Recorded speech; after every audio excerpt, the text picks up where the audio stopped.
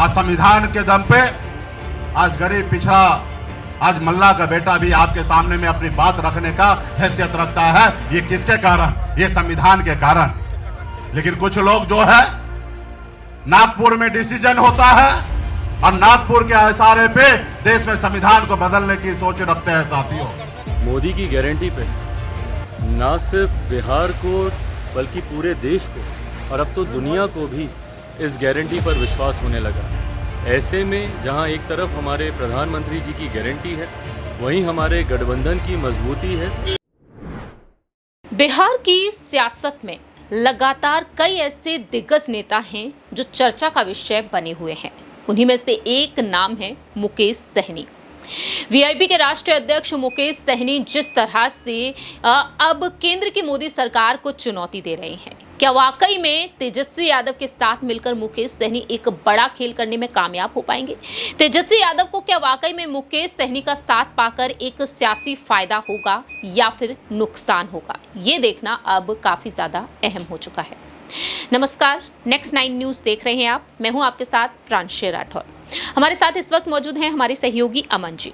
अमन जी, जिस तरह से बिहार में हम देख रहे हैं कि मुकेश सहनी अब साथ में आ चुके हैं तेजस्वी यादव के, महागठबंधन से उन्हें कोई ऐतराज नहीं रहा। उन्होंने साफ तौर पर कहा कि निषादों को आरक्षण जहां से मिलेगा तो मुझे महागठबंधन से भी कोई ऐतराज नहीं है। अब उन्हें महागठबंधन का साथ मिल चुका है। राजद कोटे से 3 सीटें उनके खेमे को मिल चुकी हैं। जल्द ही उम्मीदवार उतारे जाएंगे। मुकेश सहनी ये भी कह चुके हैं कि लोकसभा चुनाव वह खुद नहीं लड़ेंगे बल्कि चुनावी प्रचार करेंगे। आज वह गया के बेलागंज पहुंचेंगे जहां पर अपने प्रत्याशी को समर्थन देंगे और जल्द से जल्द वह बीमा भारती के समर्थन के लिए पूर्णिया में भी रोड शो करते हुए नजर आएंगे।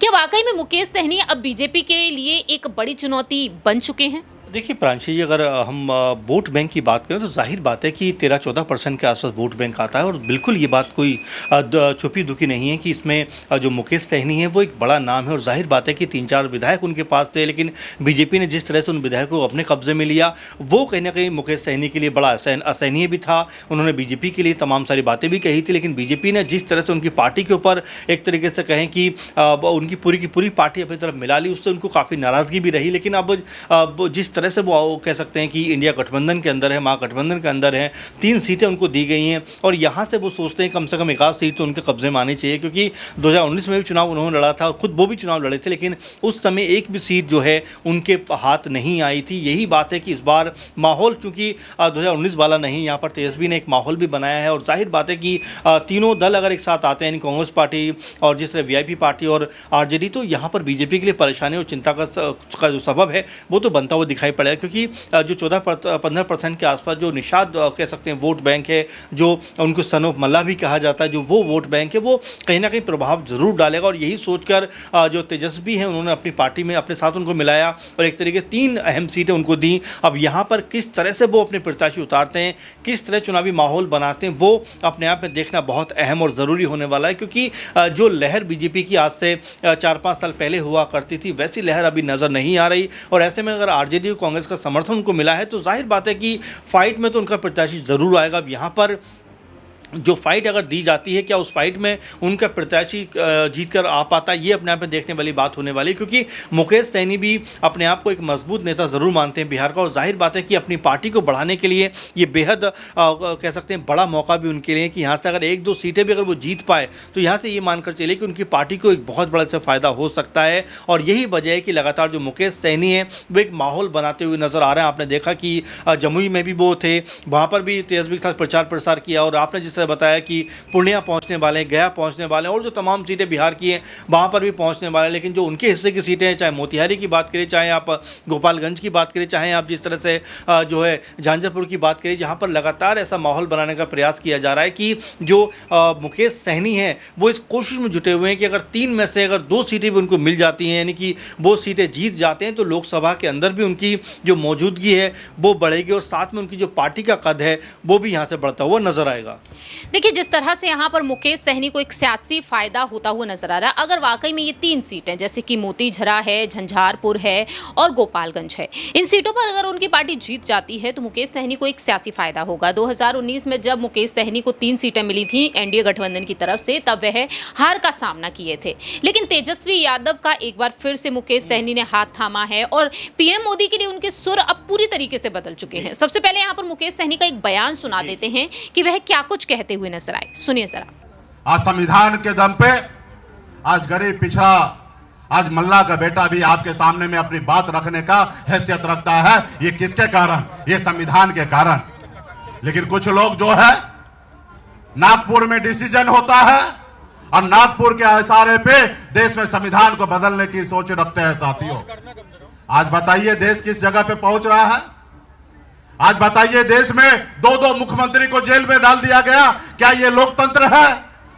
ये लोकतंत्र नहीं है साथियों। आज जितने भी सरकारी संस्था है अपने जेब में रख लिया है, किसी को बोलने की आजादी नहीं है। क्या ये लोकतंत्र है? आज देश में हजारों लाखों करोड़ रुपया देश के जनता का खर्च हो रहा है चुनाव पे, इसलिए क्योंकि जनता मालिक है और जनता जिसको चाहेंगे उनको बैठाएंगे। लेकिन आज क्या हो रहा है? हर चीज को अपने कंट्रोल में लिया जा रहा है। आज देखिए कांग्रेस पार्टी, इतनी बड़ी पुरानी पार्टी, आज उनके बैंक खाते को सीज कर दिया गया ताकि वो सही से चुनाव न लड़े। आप बताइए, हमारी भी पार्टी को बहुत कोशिश किए, खास करके मोदी जी, कि मुकेश सहनी का पार्टी को समाप्त कर दे। लेकिन हमने बहुत मेहनत किया, लेकिन हमारी पार्टी को रजिस्ट्रेशन नहीं कैंसिल कर पाया। हमने उसके लिए काम किया। इस देश में 927 पार्टी को रजिस्ट्रेशन कैंसिल करवा दिया ये मोदी जी की सरकार ने। आपने सुना कि मुकेश सहनी पीएम मोदी पर जमकर बरसते हुए नजर आए। तमाम राजनीतिक और सामाजिक मुद्दों पर वह अब अपनी बात रख रहे हैं, तो सुर उनके पूरी तरीके से बदल चुके हैं। तेजस्वी यादव मन से हर एक दिग्गज नेता पर, बीजेपी से जो जुड़े हैं, बीजेपी में जो शामिल हैं, उन पर निशाना साध रहे हैं। बीते कल हमने देखा कि नीतीश कुमार जब पैर छूते हुए नजर आए पीएम मोदी के, तब भी उन्होंने अपनी बात रखी। तेजस्वी यादव को क्या वाकई में यही लगता है कि अब मुकेश सहनी का साथ है तो एक बड़ा खेल किया जा सकता है, एक बड़ा सियासी फायदा अब वह उठाते हुए नजर आ सकते हैं? देखिए प्रांशु जी, राजनीति में कहा जाता है जब चुनाव होते हैं तो उसमें एक एक वोट का, एक एक सीट का बहुत महत्व होता है। यही वजह है कि जो मुकेश सहनी को साथ लाया गया। देखिए ऐसे में अगर देखा जाए तो मुकेश सहनी भी लगातार एनडीए के संपर्क में भी थे कि कहीं से कोई इक्का दुक्का सीटें उनको मिल जाए और वो चुनाव लड़ते हुए नजर आए बिहार में। लेकिन बीजेपी ने उनको पूरी तरह दरकिनार कर दिया, एक भी सीट उनको देने का फैसला नहीं किया। यही वजह है कि निराश होकर उन्होंने जो है आरजेडी का दामन पकड़ा और यहाँ से उनको 3 सीटें मिली हैं। तो अब वो जरूर चाहेंगे कि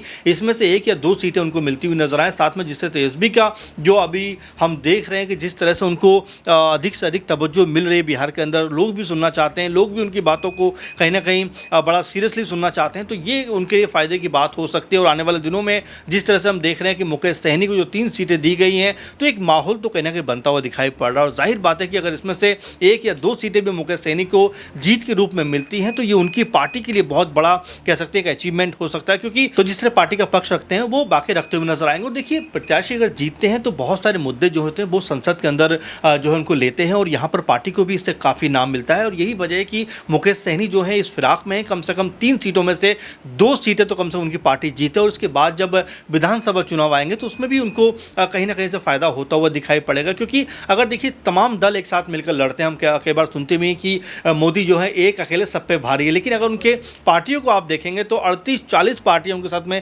चुनाव लड़ती हैं। बिहार में भी आप देख रहे हैं कि चाहे मांझी हों या फिर कह सकते हैं चिराग पासवान हों या फिर उपेंद्र कुशवाहा हों या फिर पशुपति पारस हों, सब कहीं ना कहीं मोदी जी के सपोर्ट में लगे हुए हैं। तो देखिए तमाम सारे दल जब साथ आते हैं, नज़दीक आते हैं, तभी आप एक बेहतर माहौल बना पाते हैं। और यही वजह है कि यहाँ पर जो मुकेश सहनी है वो भी ये सोच रहे हैं कि अगर 2-3 बड़े दलों का साथ उनको मिलता है तो न सिर्फ लोकसभा में बल्कि विधानसभा चुनाव में भी उनको बड़ी सफलता हाथ लग सकती है।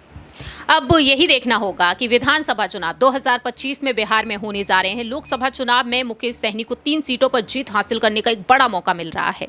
क्या वाकई में विधानसभा चुनाव में उन्हें एक सियासी फायदा होगा? इस बीच यहाँ पर आपको एक और बयान सुनाते हैं, जो बयान है चिराग पासवान का। मुकेश सहनी है एक तरफ जो पीएम मोदी पर बरस रहे हैं और चिराग पासवान है जो पीएम मोदी के हनुमान कहे जाते हैं, वह मुकेश सहनी को खरी खोटी तक भी सुनाते हुए नजर आए। देखिए जरा। फिर से बात उठने लगा है। बिल्कुल, और मोदी की गारंटी पे ना सिर्फ बिहार को बल्कि पूरे देश को और अब तो दुनिया को भी इस गारंटी पर विश्वास होने लगा। ऐसे में जहां एक तरफ हमारे प्रधानमंत्री जी की गारंटी है, वहीं हमारे गठबंधन की मजबूती है जो इस बात के विश्वास को दिलाती है कि आने वाले दिनों में बिहार की 40 सीटें जिस तरह से आपने बात छेड़ी विधानसभा चुनाव की, बात अगर कर ली जाए मुख्यमंत्री पद और उप मुख्यमंत्री पद के बारे में, एक वक्त कहा गया कि चिराग पासवान को भी अब ऑफर मिल सकता है, तेजस्वी यादव पासवान को उप मुख्यमंत्री बना सकते हैं, लेकिन मुकेश सहनी अब तेजस्वी के साथ आ चुके हैं। साफ तौर पर कह रहे हैं कि पहले मैं उनके साथ था, तब होता तो वह मुख्यमंत्री होते, मैं उप मुख्यमंत्री होता, और अब भी ऐसा ही होगा आने वाले समय में। क्या वाकई में उप मुख्यमंत्री बन पाएंगे मुकेश सहनी? देखिए जाहिर बात है, वही मैं बात आपसे कह रहा था कि देखिए राजनीति में कई तरह के मायने होते हैं। आप देखें लोकसभा चुनाव के बाद अगर विधानसभा चुनाव तक भी अगर मुकेश सहनी जो आरजेडी कांग्रेस पार्टी के साथ रहते हैं तो बीजेपी के ऊपर एक प्रेशर तो रहेगा, क्योंकि देखिए 15% का वोट बैंक उनके पास में, अगर ये एक तरफा उनके साथ में रहता है तो बहुत सारी सीटों पर फर्क डालेगा। इसीलिए मैं आपसे कह रहा हूँ कि हर एक सीट का, हर एक वोट का कहीं ना कहीं महत्व होता है, और यही बात अब जो तेजस्वी हैं कांग्रेस पार्टी, उनको भी समझ में आने लग गई है कि अगर मुकेश सहनी को वो साथ में लेकर चलते हैं तो 13-14% जो निषाद वोट बैंक है, जो मल्लाह जो वोट बैंक है, वो उनके पास में आ सकता है और एक बड़ा जो पॉलिटिकल फायदा वो उनको मिल सकता है। और साथ में विधानसभा चुनावों के लिए भी एक माहौल ज़रूर तैयार हो सकता है, क्योंकि अगर एक भी सीट यहाँ से अगर मुकेश सहनी जीतते हैं तो ये उनके लिए भी उत्साह की बात हो जाएगी। साथ में जो गठबंधन है उसको भी अगर यहाँ पर बड़ी सफलता मिलती है तो विधानसभा चुनावों के लिए एक मंच ज़रूर तैयार हो जाएगा। और यहाँ पर जो आपने कहा कि उप मुख्यमंत्री बनने की बात, तो जाहिर बात है कि अगर साथ चलेंगे तो बिल्कुल उप मुख्यमंत्री क्या तमाम सारे पद मिलते हैं। आपने देखा कि बीजेपी ने कितनी कह सकते हैं चपलता के साथ में नीतीश के साथ हाथ मिलाया और तुरंत सम्राट चौधरी को उप मुख्यमंत्री बनाने तक की उन्होंने हामी भर दी। तो यहाँ पर बहुत सारे जो कह सकते हैं समझौते मौके को देखकर किए जाते हैं। यही वजह है कि बिहार में अब जो मुकेश सहनी हो या तेजस्वी हो या कांग्रेस पार्टी हो, मिलकर एक ऐसा माहौल बना रहे हैं जिससे बीजेपी के ऊपर दबाव बनाया जा सके। अब यही देखना होगा कि मुकेश सहनी के जरिए तेजस्वी यादव क्या वाकई में बड़ा खेल कर पाएंगे या नहीं। फिलहाल इस खास प्रोग्राम में इतना ही। बाकी की तमाम अपडेट्स के लिए देखते रहिए नेक्स्ट 9 न्यूज़।